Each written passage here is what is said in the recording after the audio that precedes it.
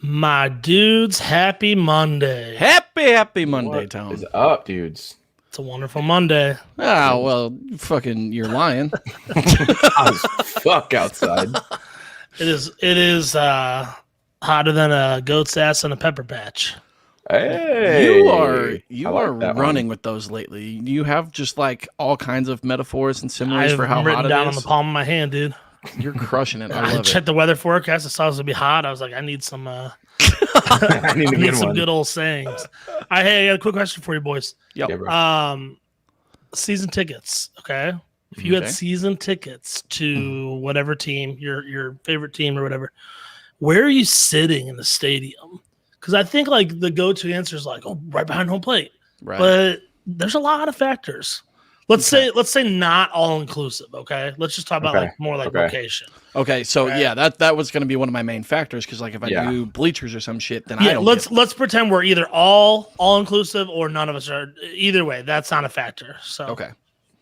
I want to say who I am as a person. I really like the bleachers a lot, but also I don't know if I could tolerate sitting on bleachers 81 games a season and like not have my tailbone just deteriorate inside Sure. of me. yeah, no, bleachers are a no go for me. I do love that aspect. I was at a too. ball game last week, Cardinals Indians at Busch, and we did my buddy and I did a little lap around the stadium. And when they got out to the outfield, I hadn't been out there in a while, Right. and I was like, there's something to be said about bleacher seats for sure. I'm sure there's some stadiums that have seats in the outfield, right? Not just straight bleachers. Like Yeah, I'm not a bleacher fan, Yeah. man. I can't do it. I'm too. I big. love. need I a just love seat. the atmosphere. Like I Yes. love the tone of that area. Like if they had seats where the bleachers are, crush Right. it. But I don't want upper decker.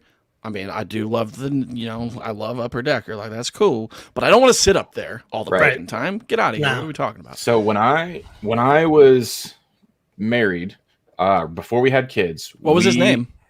Steven. We went to a shit ton of Cardinals games, right? Like everyone tells you to travel. We said, fuck it. We went to a shit ton of Cardinals games.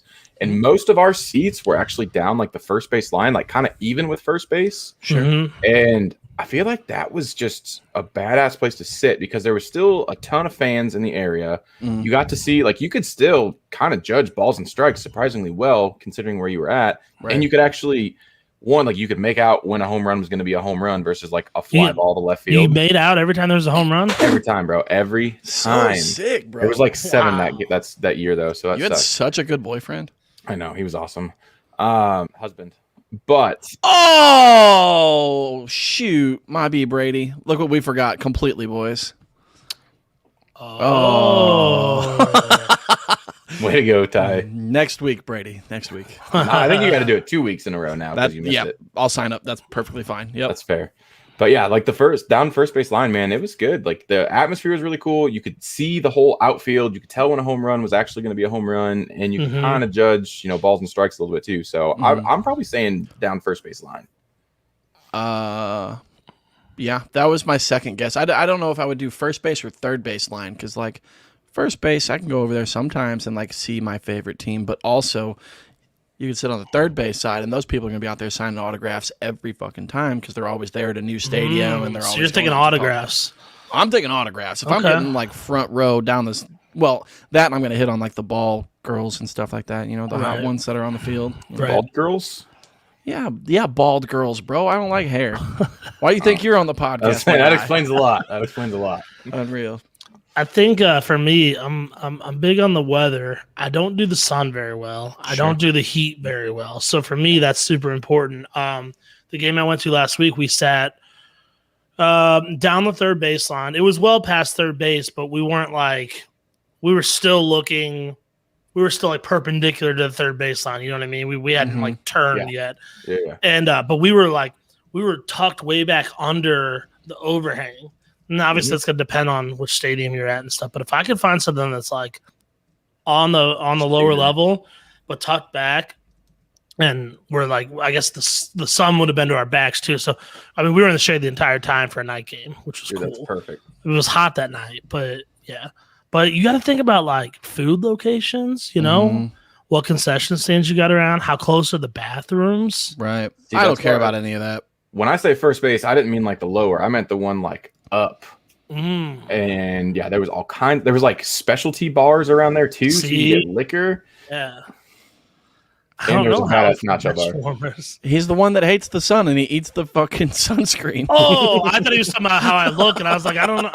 Gotcha. Yeah. That's what I thought too. I was about to look it up. Oh shit. Yeah, no, I hate the sun. I'll be real honest with you. One of my favorite seats, favorite areas to get a seat is actually at Kaufman because they've got that weird like stadium dished type stuff. Mm-hmm. So it's behind home plate, but it is the upper deck. So you get the first row of the upper deck.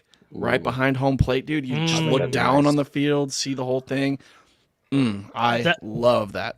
I think I told you guys this a couple weeks ago, but they always talk about best seat in the house or worst seat in the house. I literally found, out of 47,000, I found the worst seat in Busch Stadium.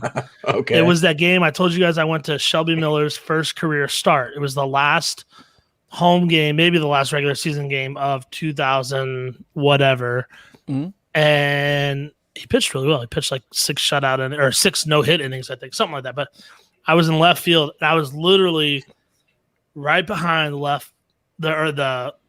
right field foul pole, and you don't realize how big that sucker is on TV until you can't see around it. I mean, I couldn't see. Like I could see if I went like this. Or this, I could kind of see the batter depending on if he was left or right-handed. That's so funny. So not there. That's my answer. Anywhere but there. Literally any of the other 46,000 and change. Fair enough, boys. Hey, let's get going with it, huh? What do you think? Let's do it.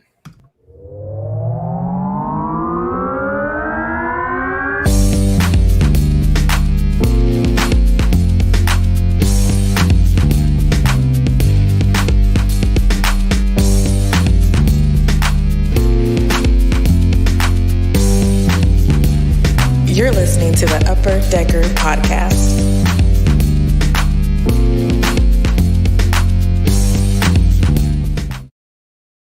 Welcome back to episode 68 of the Upper Decker Podcast.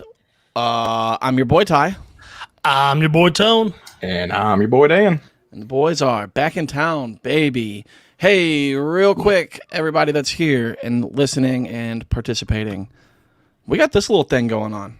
Woo! Yeah, I don't know if y'all have seen it because Facebook is fucking wild and Mark Zuckerberg doesn't take very good care of promoting things.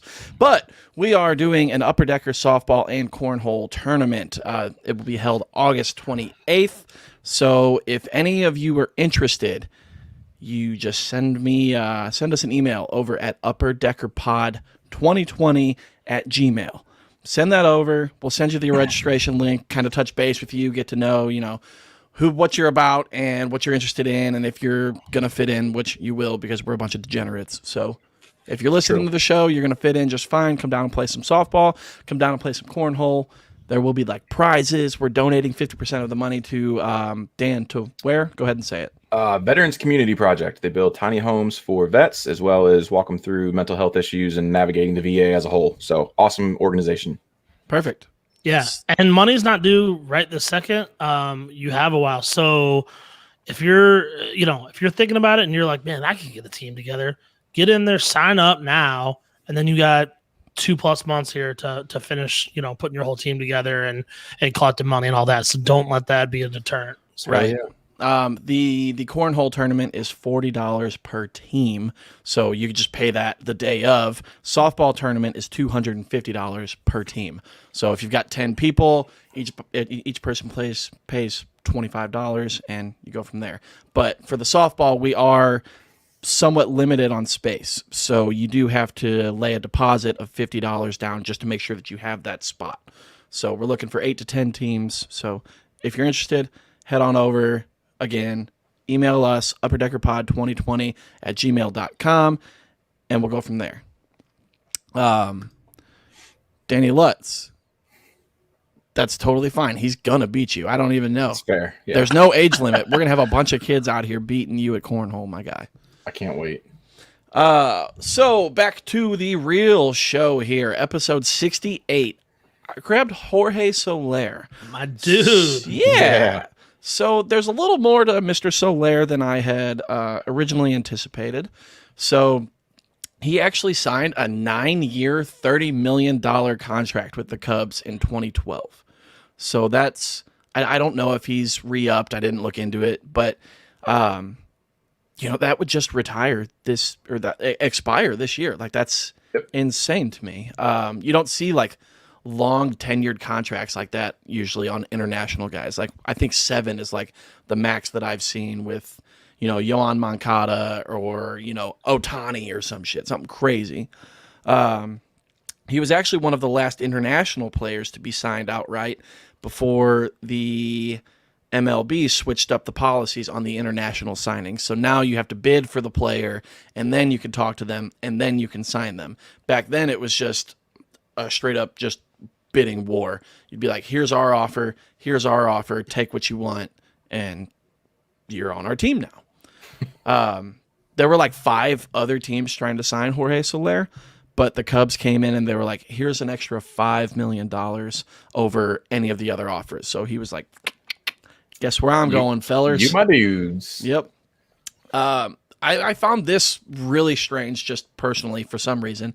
He debuted on August 27th, 2014. This was 22 days after Javi Baez. I feel like Soler has been around so much longer than Baez even has existed in my mind. You know what I mean? Like, yep. I don't know. Are you guys on the same boat there?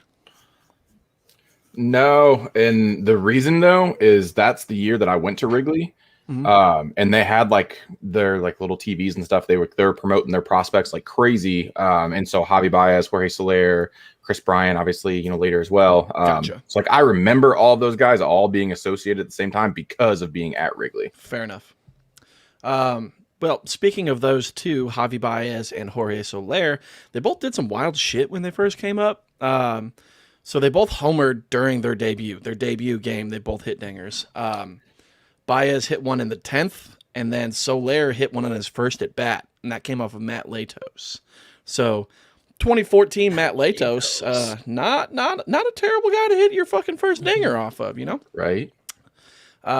They both actually had multi-home run games within their first 3 games in the bigs as well.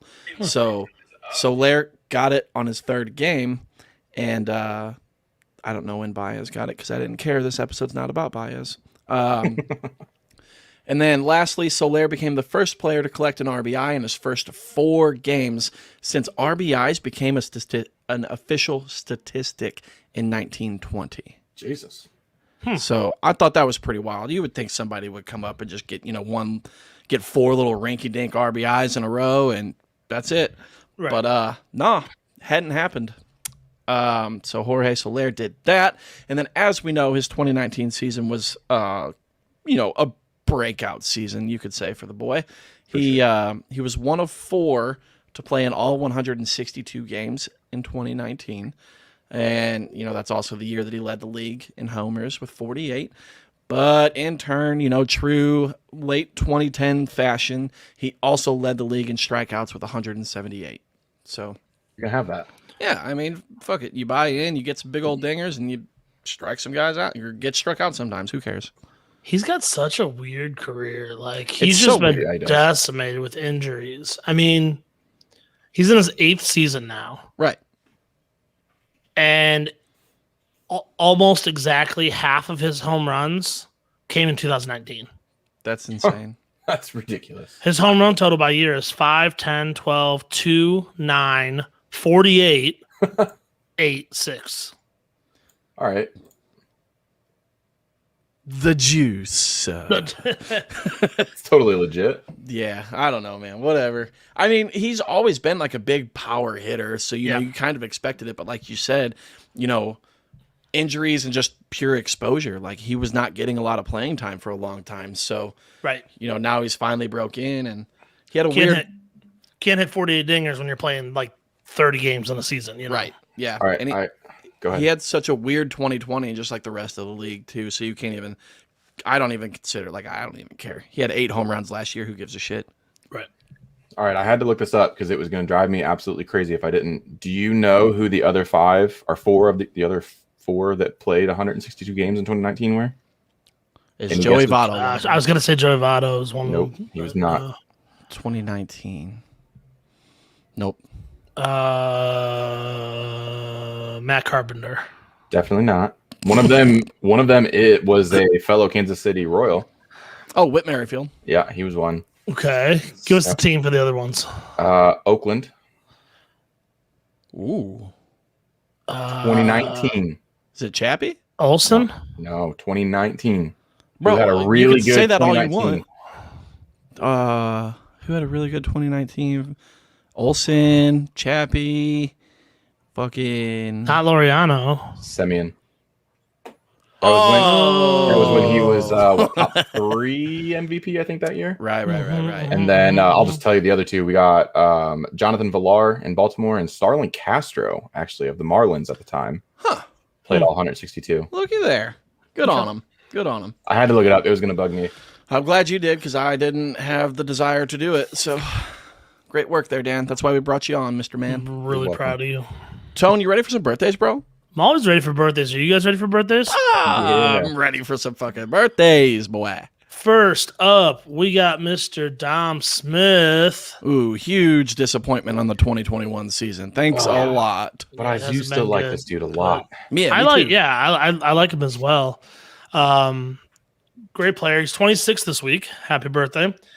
His nickname, I didn't know this. Do you guys know his nickname? I do now. Well, Yeah. 'cause you read the outline. Yeah, Mhm. it's Sloth Bear. I love that's it. beautiful. I love it. It's incredible. It's I gotta- so good. There's a story behind it, and I got to know what the story is. I know. Hey, Yeah, I don't know the story. Sorry. if anybody out there knows Dominic Smith, hook us up because I need to fucking know. Right. He had an outstanding 2020. Batted .316 with a .993 OPS, 10 home runs and 42 RBIs in just 50 games. Jesus. Also, take this for what you want, but he had a .616 slugging percentage, which is actually a franchise record. Although it was obviously a short season, so you know. Get this. This is wild. This is a random little thing about Dom Smith here. In 2016, he had to do a sleep study for sleep apnea. Okay. He stopped breathing 90 times per hour. Bro, that's What? weak sauce. Dude, they said 30 an hour is considered severe. That's Oh weak. my God. I have the test in my side table over here. I had 105 per hour. Bro. I'm like extremely severe. I need a CPAP, but I don't You want need to. to- yeah. You should probably So he talk actually, to somebody about that, bro. I don't know why he waited till 2019. I mean, I guess you would know because you're doing the same thing, but he waited like 3 years. But that was like when he started performing really well on the field. Is he finally started using a CPAP?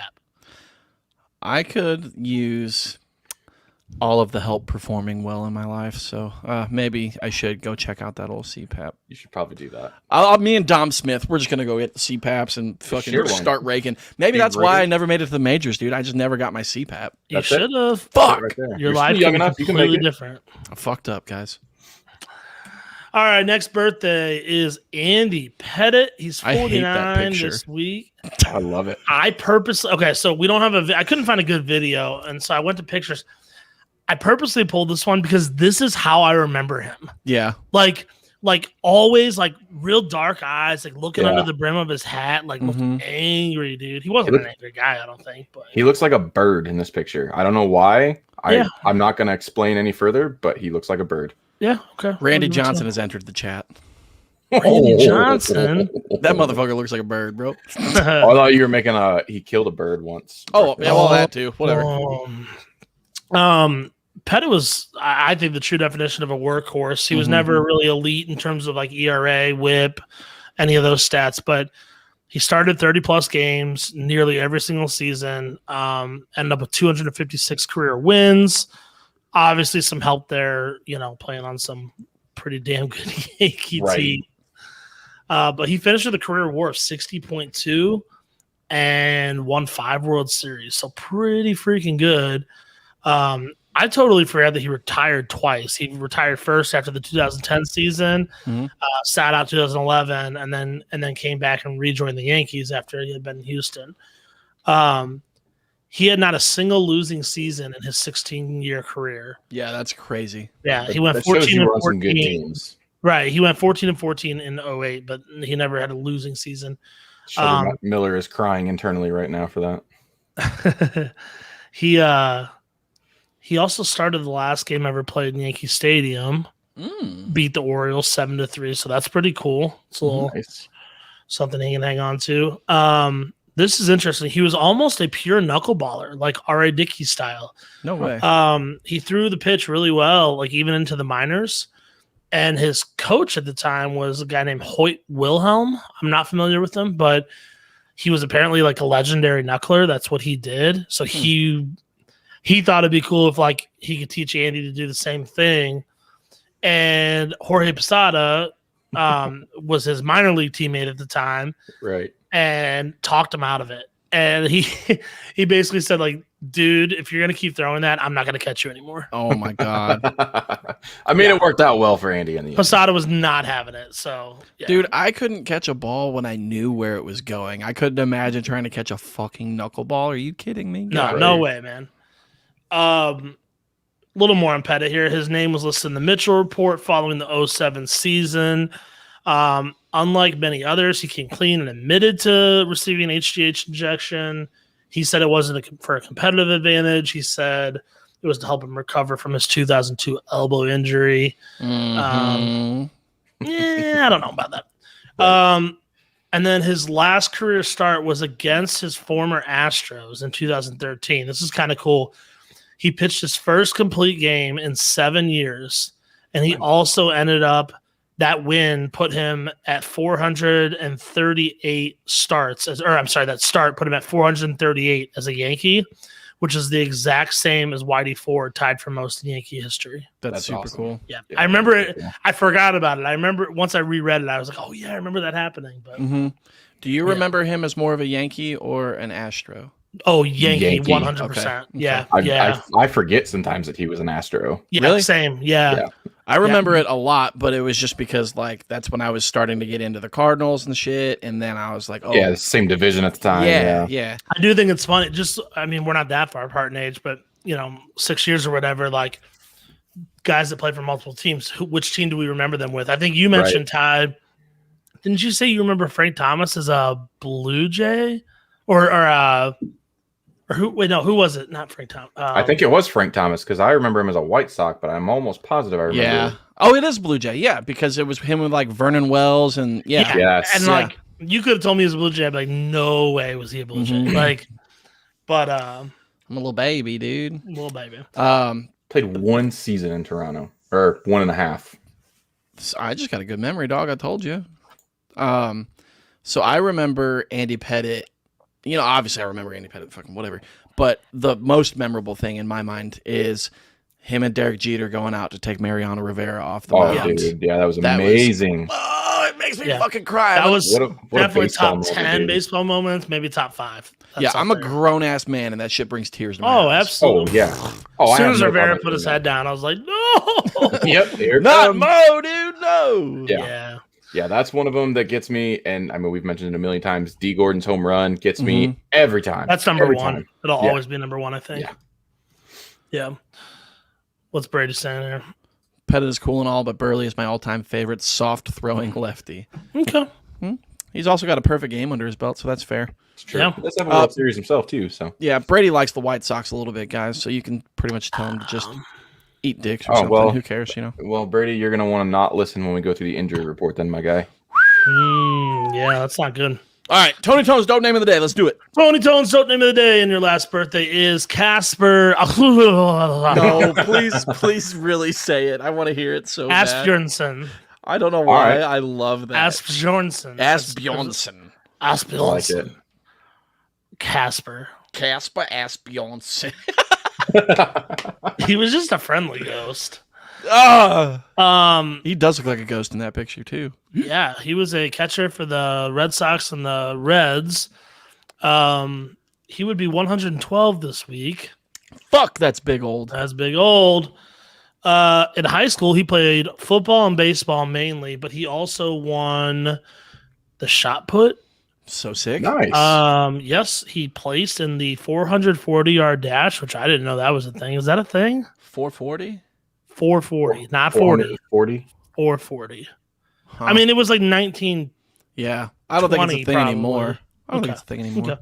Yeah. He was captain of the track team, and he was also manager of the hockey team. So Nice. just an athletic little Casper, little athletic ghost. Yep. Yeah. In his first AB after being called up by the Red Sox in 1928, he hit a pinch hit, go ahead inside the park home run, which broke a 1-1 tie, led to a 5-1 victory over Pittsburgh. That's pretty cool. That's super cool, and that sentence just kept going. Yeah. Right. You know, Pinch it was hit, wild. go ahead inside the park home run. Yeah, crazy. Pretty cool. He broke socks. He broke camp with the Sox the following year, but was sent down on June 8th, where he was a catcher and he went to throw the ball back to the pitcher and just threw it right over his head, which not the end of the world, but I guess they didn't have much tolerance for that back then, and they sent him down. Because a run scored on the play. So God, I yeah. wouldn't have lasted, man. I tell you, yeah, not a chance your boy would have lasted. I was out there. Too strong for your own good, man. That wasn't it That's at true. all. It's all right. We're gonna pretend it like it is.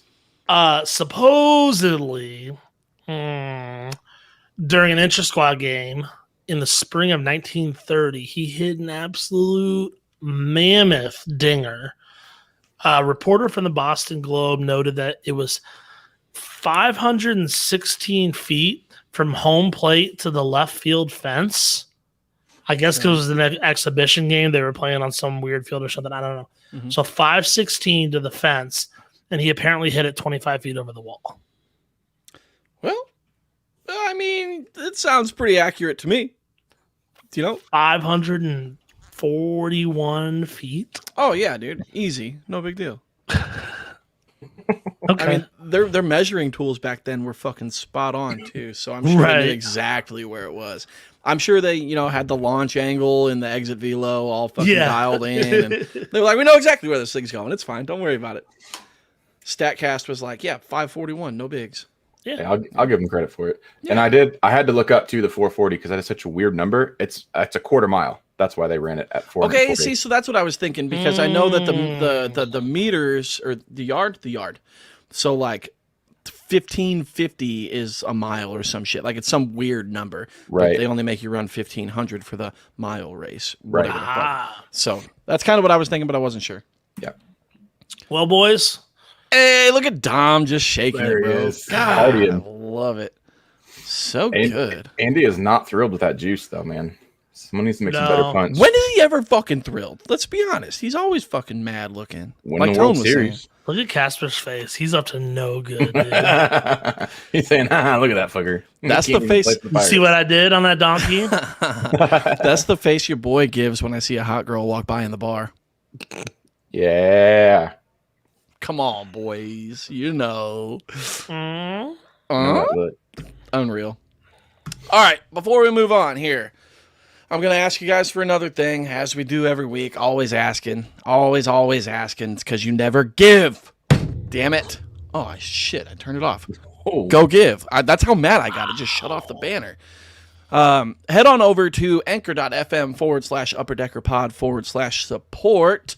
You could be a monthly donator, contributor. Fuck, I mixed the two words up. I combined them. We can just roll with it. Donator. That's what You it could is be now. a monthly donator to my funds. Donator? I barely knew. Donator. You could be a monthly donator of $1, $5, or $10 a month to the Upper Decker Pod. It goes back into, equipment or setting up and reserving fields for softball tournaments, so we can get to know you guys and meet you out in the wild, and you can see us not on a computer screen or in your ears via a podcast platform. So, it all goes right back into it. So just head on over there, give us a little hand. Brady, thank you live, because last week you became a $5 a month contributor, so we super appreciate you. Hell yeah. Good sir. Tell all your friends. I don't care if they don't like me or Tone. Let's be honest, it's me. I don't care if they don't like me. Bring the money. All right. Fair. Make Ty do stupid shit. Make me do stupid shit. Brady, I'll wear the shirt. I promise. I got it. All right, Wheelhouse. Let's get on track here, boys. I feel like do it. I'm all over the fucking place. All right, let's do so it. we've got who's hot right off the bat. Dan, you filled this out. I'm gonna let you take it and get myself back in the groove here. Yeah. So kind of went off of some of the just bigger numbers from last week, right? So we got Max Stassi and Starling Marte were both named the AL and NL Players of the Week, and for good reason. So Stassi, who just came back from a concussion, so he was on the 10-day IL, but he was out for like 30 days or whatever. And he has just been absolutely raking when he came off. Got to show that one. Do it. Hell yeah, you got to do it. Fuck yeah, I'm doing it. What are you talking about? That's the easiest $50 I've ever made. I love it. Yeah, Stassi has been absolutely raking since he came back from the IL. So last week he hit 455 with 3 home runs, 3 doubles, 8 RBIs, and a ridiculous 1478 OPS. Starling Marte on the National League side had a 500 average, 2 dingers, a double, 4 RBIs, and he was 4 for 4 on stolen bases and a 1298 OPS. Yes, Ty. Marling Starte. Okay. Whatever, dude. Here, you'll like this next one. Hell yeah. You know who else is hot? Nelson Cruz. Nelly Cruz, boy. He 6 for 16 last week, 3 runs, all of which came off of home runs, 6 RBIs, and a 1450 OPS, and had one of the best walk-offs of the year so far. With it was so nice. My favorite bat flip so far this year. He's holding it all the way down to first base and he just tosses it like, I don't need this thing anymore. Get out of here. Just skipping down the first base line too. It's so sick, bro. He waited till I traded him in fantasy before he decided to turn it on. Right, I know. That's all right. I'm really glad I grabbed Stassi when I did because he's really been paying dividends so far. So. Guys, I want to talk about Nelson Cruz for just a second. All right, do okay, it. I know we talked about it in person the other day at our business meeting, but so is he Hall of Fame-y? Is he? I don't know. He's real close. I got to look at the numbers. Okay, so I feel like he doesn't have enough hits. Correct. I looked at a lot of the numbers, and he just doesn't have the accumulation that I would want. Like slash line and shit looks fine. He just didn't start getting really, really good until late in his career. That's his problem. Exactly. When he went to Seattle as a DH, and then he started tearing the cover off the ball. Right. Yeah. And then, of course, he's fucking 40 years old here, still crushing the ball. So right. I just had to bring it up real quick since it was fresh on our mind. But I think he ends up Hall of Very Good. But yeah, man, I tell you what, if he could have just had this production his entire career, like, whoa, fuck, bro. Yeah, sick. I don't think he's going to be a one and done, but he's going to be real close, maybe like 2. It all depends on who else is on the ballot with him. That's true. Yeah. Yeah, I say no though. Yeah. I mean, he's got the, like the home run and the RBI like accumulation, of course. That's always something that stands out, but like And it's not a bad average for a slugger either. 278 career. Right. Yeah. That's not terrible. His slash line's really good. Will you read the whole thing for me? Just so I know. Yeah, it is a 278. 348 on base, 529 slug, 877 OPS. This is Nelson Cruz, Brady. Yeah, we just asked who we're talking about. I don't know. Again, I don't think so. I think it's Hall of Very Good, but I really like the numbers that I see. And the only reason I really ask is he led all of 2010s in home runs and RBIs. Like, that's just fucking insane to me. Mm-hmm. Of course, I'm a little biased, but whatever. That's all right. All right, our last who's hot. I am not biased towards this one. I know we all have kind of been talking about it the last few weeks, but the Brewers are finally turning it on. They are 9-1 in their last 10 games, which puts them at the top of the NL Central with the Cubs. And so we talk about their rotation. We talk about Woodford. We talk about Burns, deservedly so. We talk about their bullpen with Hader and Williams. But their offense is finally starting to wake up a little bit too. They're still battling the injury bug a touch, but Christian Yelich, Luis Urias, Dan Vogelbach, and I think it's Omar Narvaez. God, Dan Vogelbach is so fucking thick. Their OPS is, he is. Their OPS is respectively in the last 2 weeks, 906, 874, 1,066 for Thick Boy Vogelbach, and 1,175 for Narvaez. The 4 of them combined have hit 9 home runs and 24 RBIs. That is He doesn't. I don't think he has enough hits to go with that MVP either. But Oh yeah. But yeah, the Brewers' offense is finally heating up, and we're getting into trade season. And they still don't really have a third baseman. I mean, Vogelbach is obviously filling in fine at first base, but you're still depending on Luis Urias and Willie Adames. Luis Urias basically on third-ish, Adames at short, who's cooled off considerably after coming over, and Wong is back on the IL too. So if they get a third baseman, and they put Urias at short, who is, I mean, they've said that's their long-term solution, but man, that's a nasty, nasty team. Yeah, I don't know. Hot. Get a third baseman, sure. Why the fuck not? I mean, it's coming from a fan of another team who also desperately needs a fucking third. Well, Austin Riley's doing okay, so never mind. But I don't know, man. Put Urias at second. Tell him to suck it up. Go to second. Willie Adames at short. Go snag yourself a third baseman. It's just got to be an improvement over, like Travis Shaw. Yeah, who's hurt anyway. But yes, he was terrible when he was playing. Yeah. And I think they need an outfielder too, because right now they're relying on Avi Garcia and Jackie Bradley Jr., I believe. Yeah, and JBJ's never had like great offensive numbers either, but you don't want to take him out of the outfield either, though, is the thing. So Locane's been hurt, so maybe they can get, they get a Mitch Haniger, right? Who's having a fantastic year, and he's probably not going to cost a ton. I mean, obviously the sexy pick is a Joey Gallo, but maybe it's somebody like a Mitch Haniger that might make a little bit more sense, or maybe Starling Marte from the Marlins that we just mentioned a little bit ago too. Joey Gallo plays for my favorite team, and I wouldn't even fucking trade for him.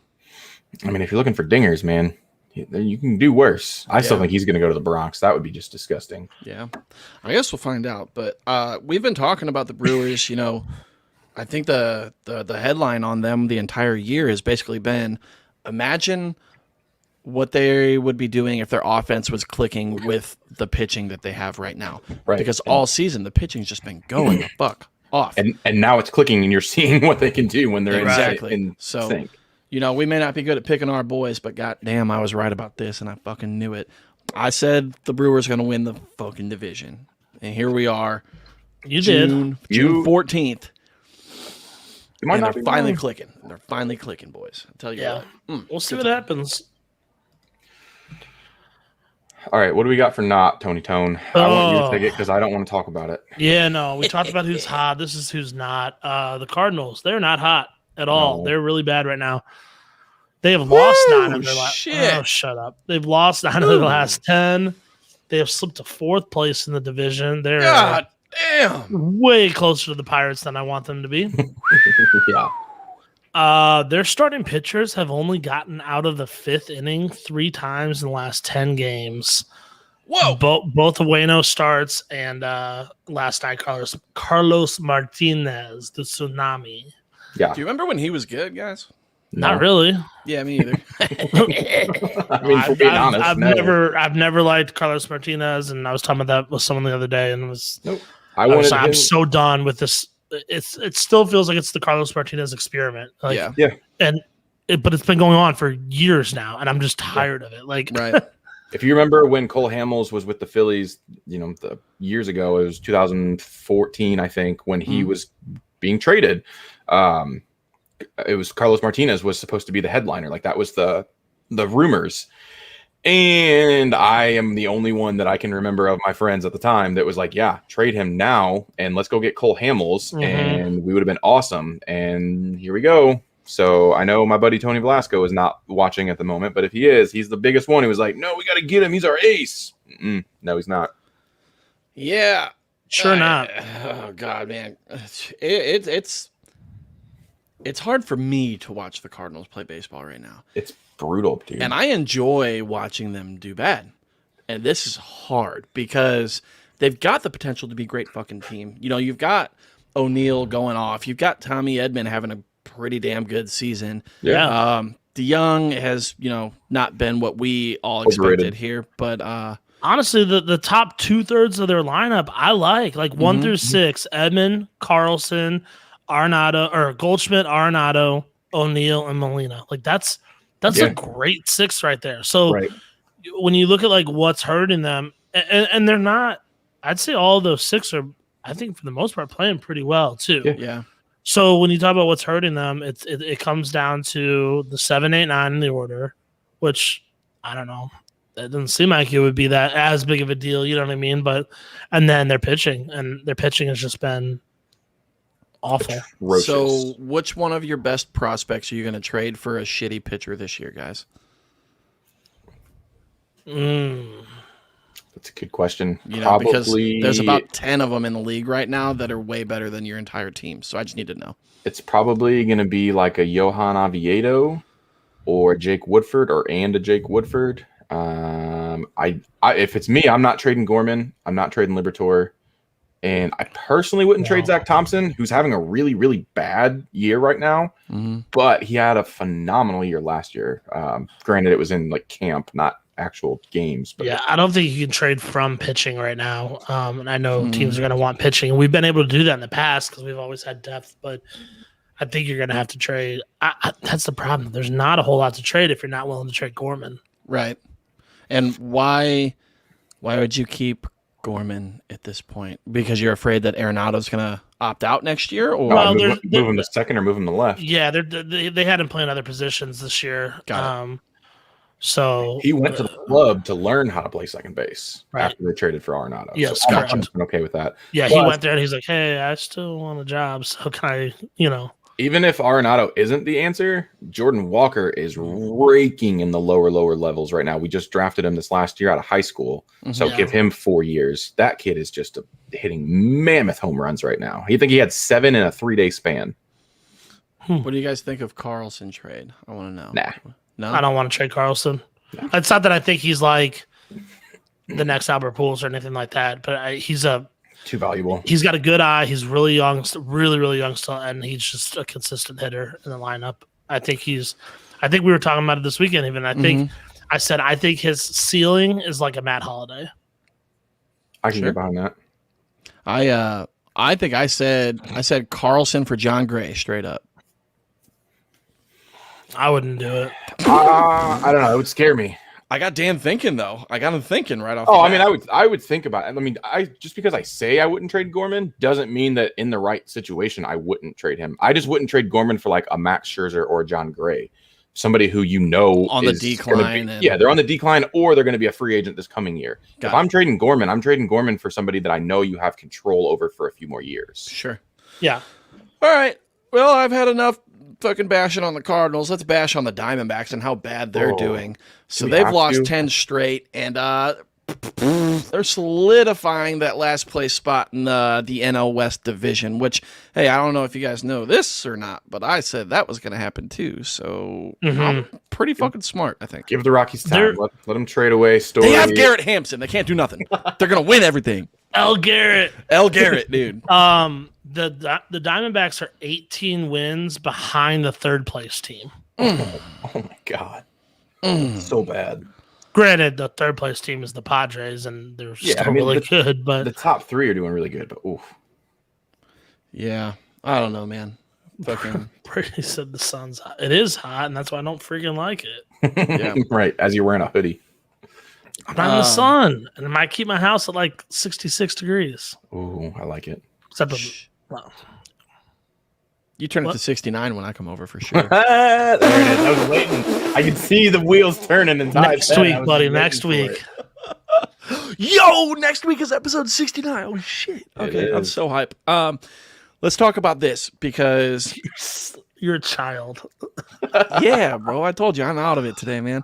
All right, so illegal substances, boys. Let's talk this shit. I think we all know where we stand on the general consensus of it. Sure. Use it, no big deal. Yeah, fucking great. Just regulate it. That's all. Sure. You give batters pine tar, give the pitchers rosin and fucking other pine tar or some type of something. Right. Let them get that grip.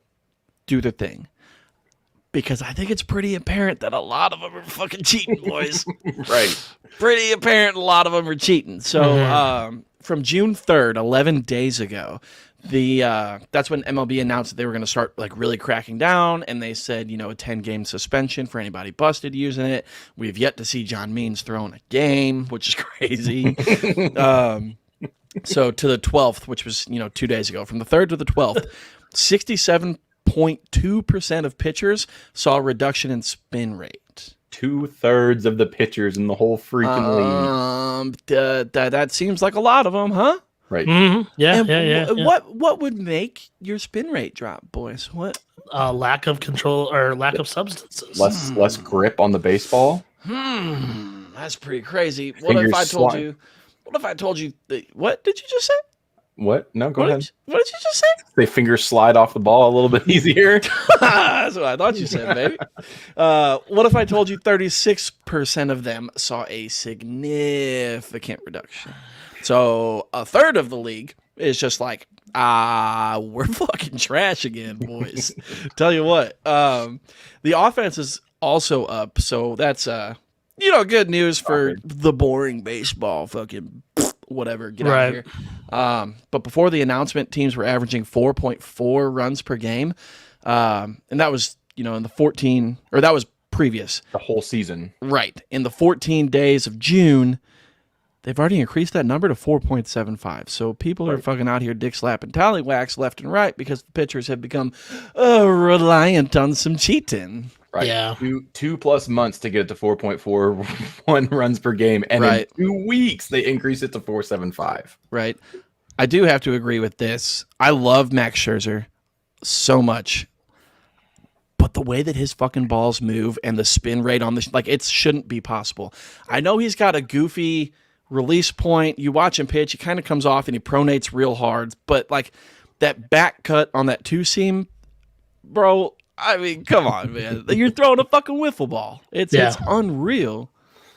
Brady just asked if we're going to see velo dropping too, and I think so. I mean, Maybe a little bit. Yeah, it's not going to be as drastic. As it won't be as drastic, but they do say spin rate affects the velo. You know what I mean? So, yeah, if you've got the spin rate on your breaking balls, obviously that causes it to break way more. And then your fastball with that backspin on it, if it's spinning faster, it's fucking just riding. It's going to stay straight and it's going to come in. It could be a 100-mile-an-hour fastball, but to the batter, it's going to look like it's a 104, 105 because it never dies off at all. It's just fucking Sure. So I guess it's kind of good to see DeGrom still did his thing the other day. So that was scary for a minute. Yeah, I mean, even if DeGrom did get busted, are they going to do anything about it at this point? It's fucking DeGrom. No, I was terrified that he was going to be hurt, and he's supposed to actually make his next start. But did you see all the Mets players come out afterwards and nope, he is 100% legit. Yeah, they're like, there's not a fucking chance. This guy's just a legend, a monster. Right. Yeah. Yeah, I don't know. I mean, I think it's good. I've been telling you, Tone, for years now. Baseball goes through these weird, eras and dips and rises and whatever, and it always tends to even itself out. It always comes right back to where, if the pitchers are dominant one year, then 2 years later the hitter is going to be dominant, and maybe that's Pete Alonso saying that they're altering the fucking balls every goddamn year. That might be another thing there, but baseball always tends to even itself out, whether or not our shit ass commissioner decides to step in. So we'll see what happens here. One way or the other, the pitchers are going to find a way to pitch better again. It's just right off the bat now. They're used to it. They're relying on it. So the one more point I want to make about the foreign substances, you mentioned the 67.2% of pitchers saw a reduction in spin rate since the announcement. I think it's actually good in a way that it's the majority of pitchers, because I think we'll look back on it as we.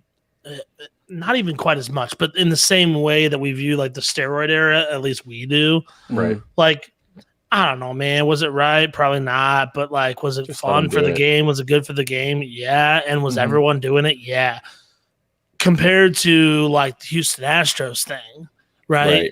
Because not everyone was doing that. Not to that extent, at least. Were there other teams that were doing some form of sign stealing beyond just standing at second base? Yeah, absolutely. Other teams were messing around with it. But, that's why I'm okay calling out the Astros so hard, but being okay with pitchers using substances or PEDs back in the 90s or whatever. So okay, so here's a question for you boys and for anybody else listening here too. So we've obviously seen 6, depending on your stance, 7 no-hitters this season.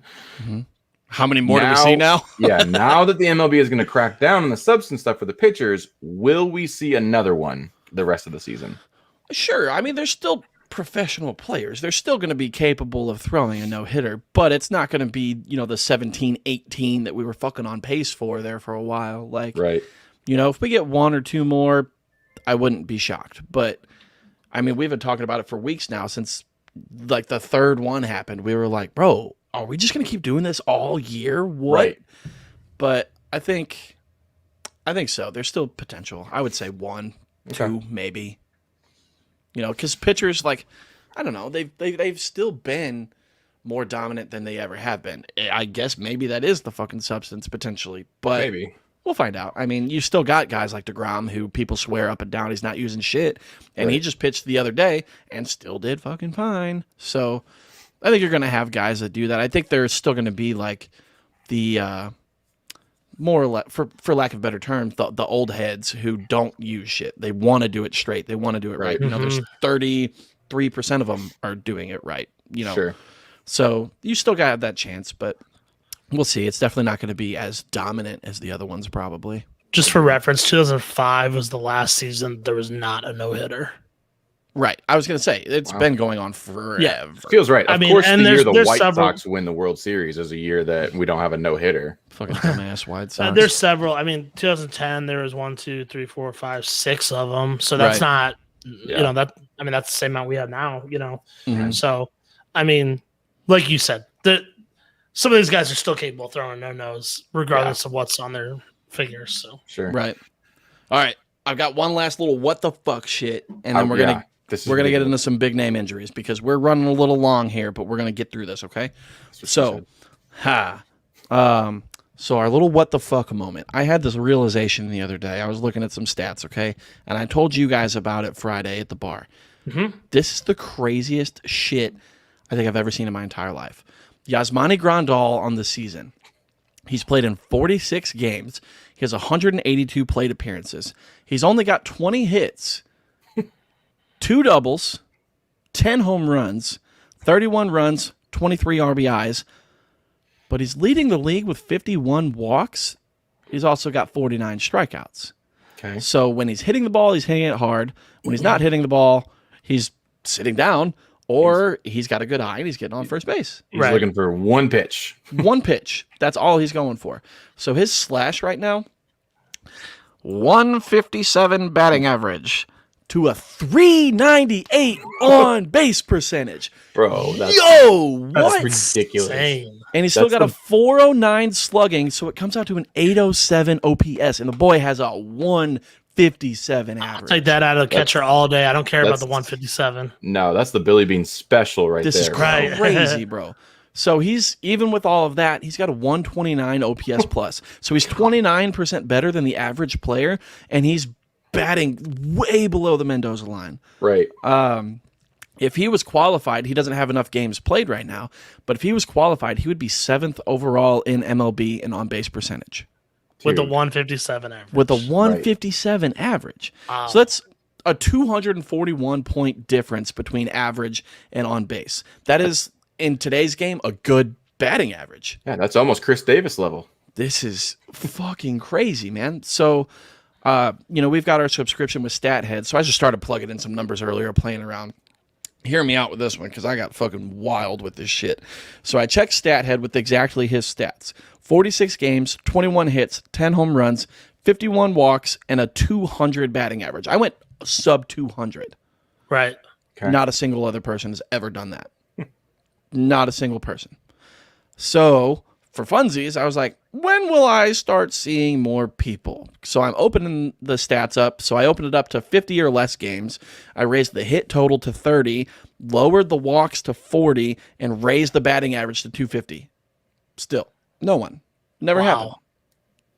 So in order to get people on my list, I had to open it up to 60 games, 40 hits, 10 home runs, 30 walks, and a 250 average or less. I had 7 results, and 6 of them came last year because, 6 of them aside from Grandal, 4 of those 6 came last year because we only played 60 games. Right.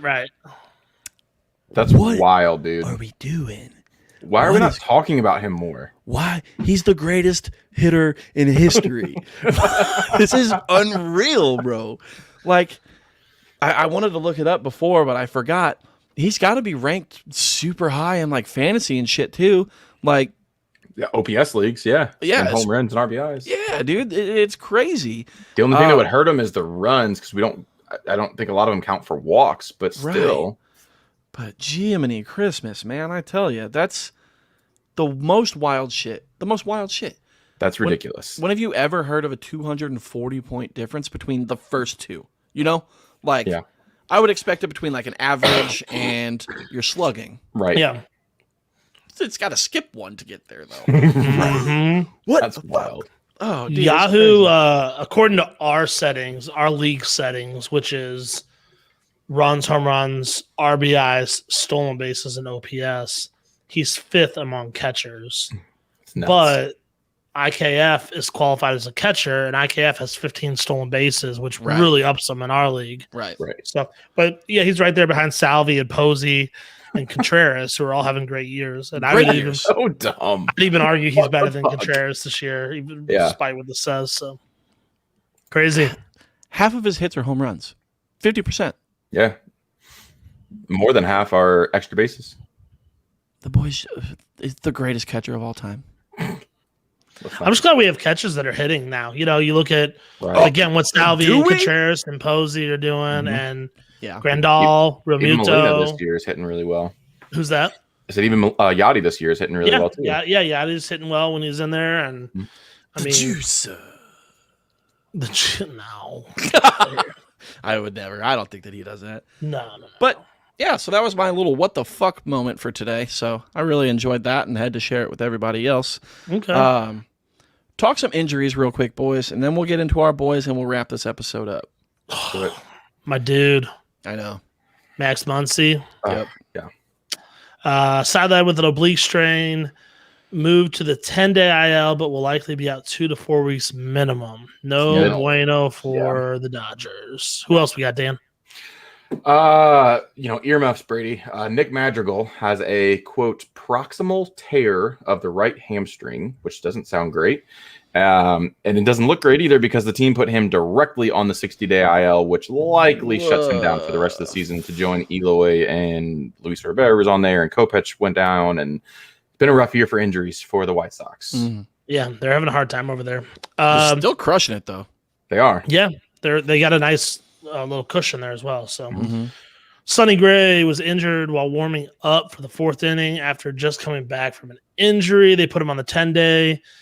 He's going to miss a minimum of 2 starts per David Bell. So we'll see. Hopefully that's. I'm a big Sonny Gray fan. We've talked about him. Yeah, me too. Yeah. Got Do this one. Got another big picture that went down, boys. Yeah. Mr. Shane Bieber, strained right shoulder. You could almost tell he's kind of not been the Bieber that we know for the last like 3-4 starts. Right. So I just saw my first overall pick go down, which is always a fun time. But he's technically considered. Well, no, he's not day to day. He went to the IL. He's already Did he on move to it? Yeah, Okay, he went to already. it. Yep. Okay. Yep. Went to the IL. So yeah, gonna be about 10 days before we can at least 10 days before we can see old Beeskis. Yeah, 2 weeks before he's even throwing. So you're probably talking 3 to 4 weeks before he's back. Yeah, not excited about this one. No. And then old Andrew Benintendi fractured his right rib.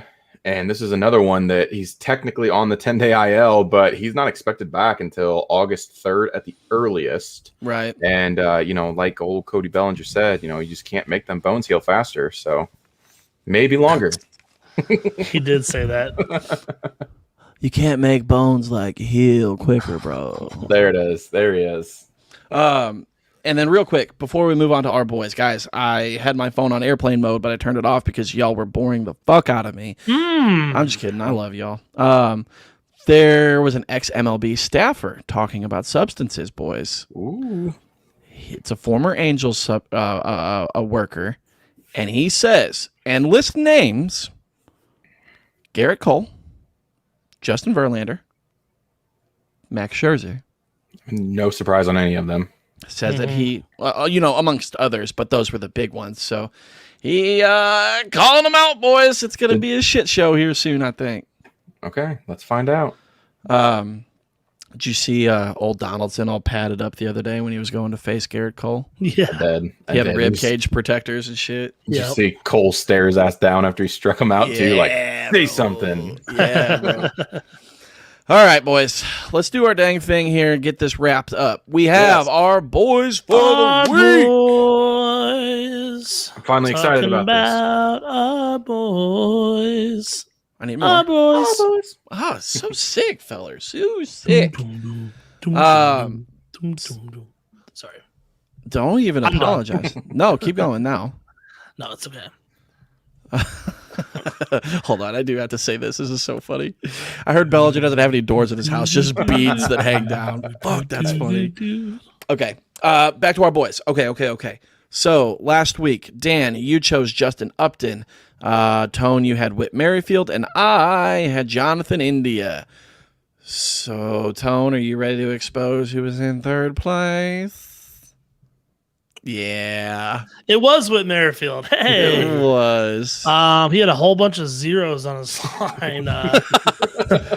No home runs, no doubles, no runs, 10 strikeouts, and 1 walk. That's terrible. Terrible week. That came out to a 161 average, a 161 slugging percentage, and a 349 OPS. It's a good thing he had that walk because it got his on base up to that 188. So he's like a half of a Yasmani right now.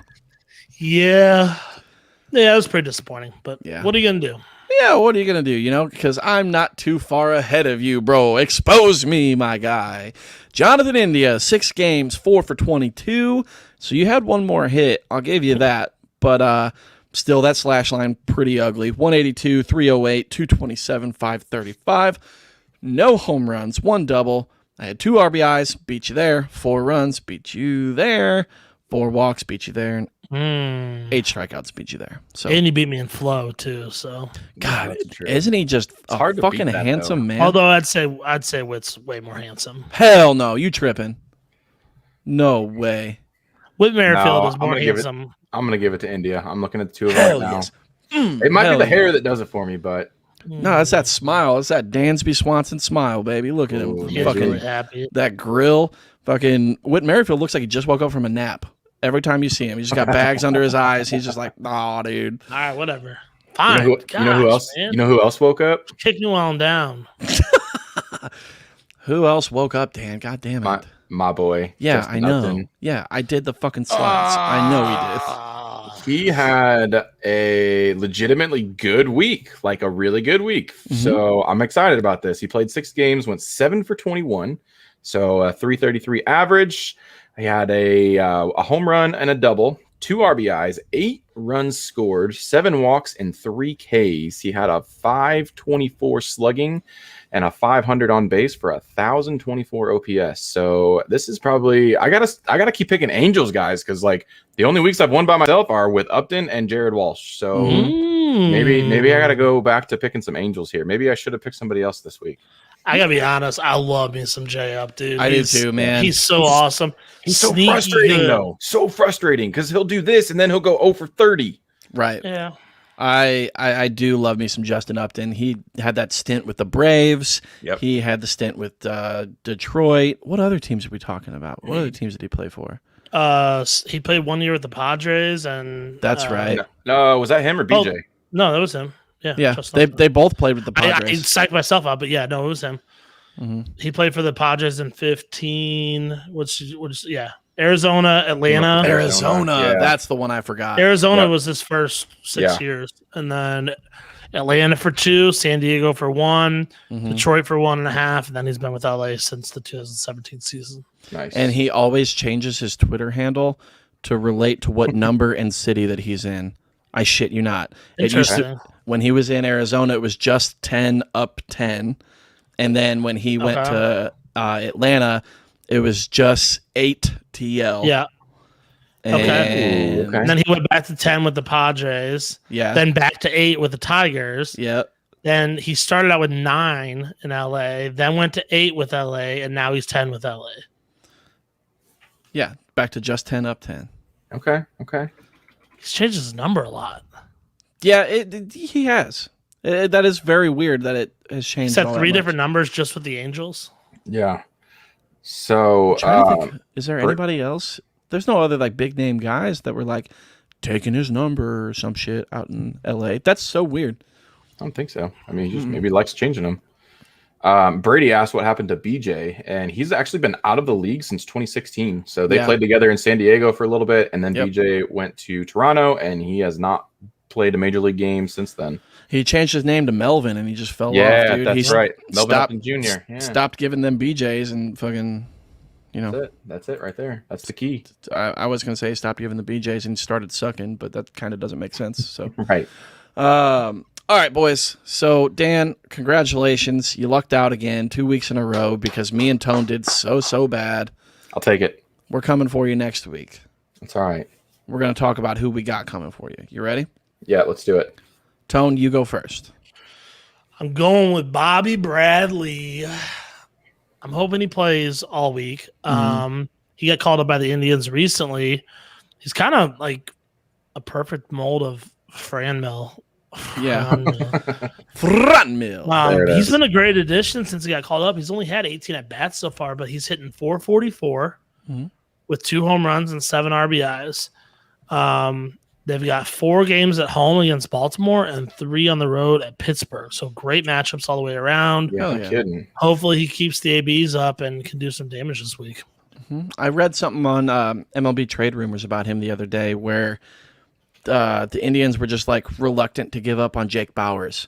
So it kind of held Bobby Bradley down in the minors for so long that it was like it was like just bad for him. Like he never got the break that he deserved because they were holding on to Jake Bauers for so long. But now they're finally like, nah, we done with Bauers. Get old Bobby Bradley up here, and he's just been crushing it since. So good for him, man. I do like seeing that kind of stuff where it's just bro, I've earned this. Like, let me fucking do it, Yeah, and he just turned 25, so he's got plenty of I'm not saying he's like old or anything, but like still the Jake Bauers experiment, as we seem to be talking about, lasted way too fucking long, boys.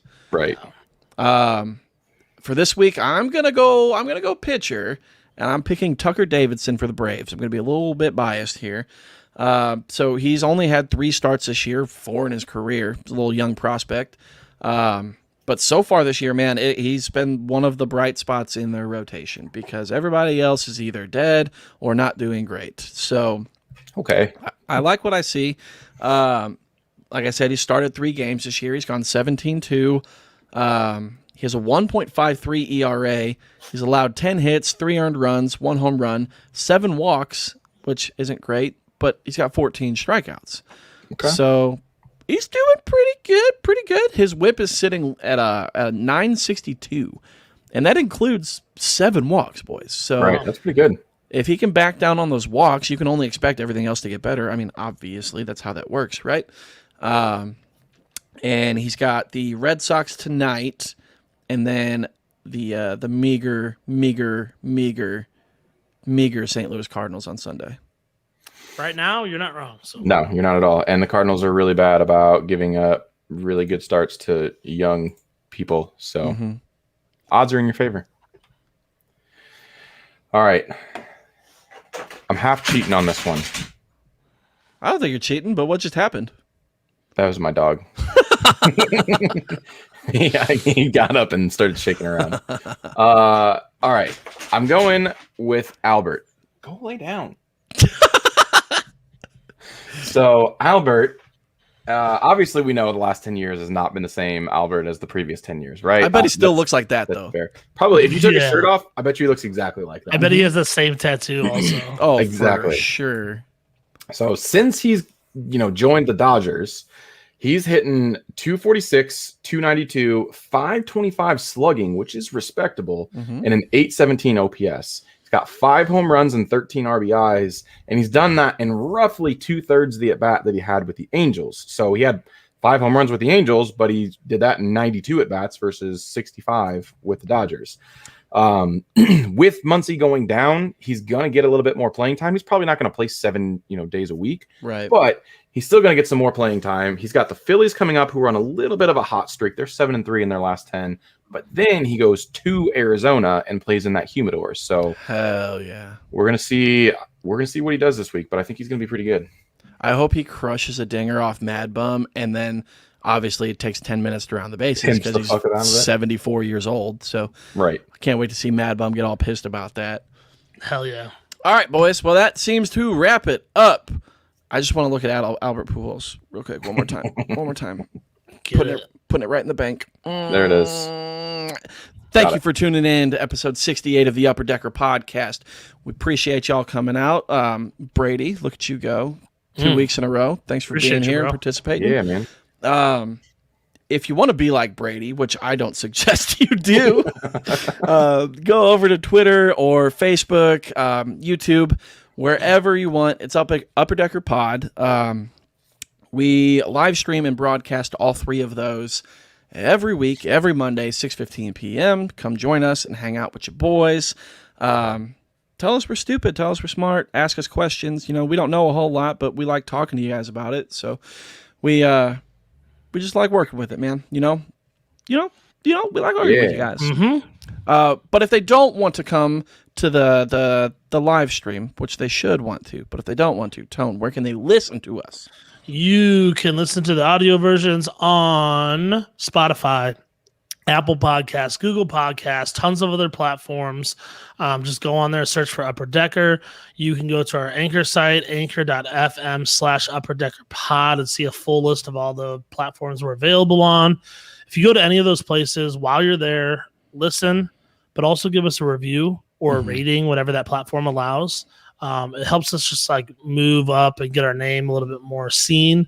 And yeah, we appreciate that. If you would like to help with a monetary donation, Dan will tell you how to do that.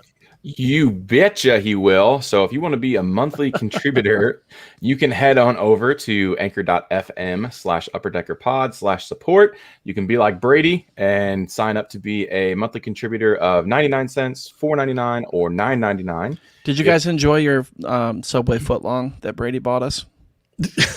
That we all shared? I didn't get one. Yeah, you did. We shared it. Remember? We shared it all.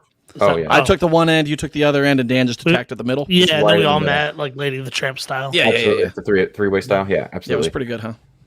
If you would prefer to just give a one-time donation instead of being a recurring monthly contributor, you can hit us up on any of the socials that Ty mentioned, or you can reach out to us at upperdeckerpod2020@gmail.com. We will let you know how to send us a one-time donation. You can also go to paypal.me/upperdeckerpod. And hit us up with a one-time donation that way. All of that money goes right back into the show, buys microphones. We mentioned earlier, we talked about the softball tournament. You guys are like dying to say something. Say something. I just wanted to sing the $5 footlong song, man. You won't stop talking, though. I'm trying to tell them how to give us money so we can buy more $5 footlong. Like I mentioned, it all goes back into the show, so we can do cool stuff like that. Same with the merch that we have at upperdeckerpod.com. Check out what we have on there. We've got shirts and kind of cool stuff up there. Keep an eye on that website as well. In about a month, actually, I think exactly a month, it will change over. It'll be a whole lot cooler.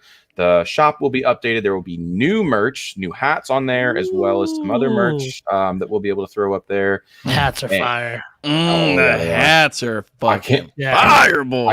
You're gonna want an Upper Decker ball cap for sure. I can't wait for you guys to see the hats when we drop those. So keep checking back upperdeckerpod.com. Much appreciated. We guys appreciate your support, and we wouldn't be here without y'all. Yeah. Before Tone so rudely interrupted you with the Subway song, I was going to say that you did a very good job there, Dan, because none of that is in the notes, and you just went off the top of your head. Me and Tone can't do such a thing. Nope.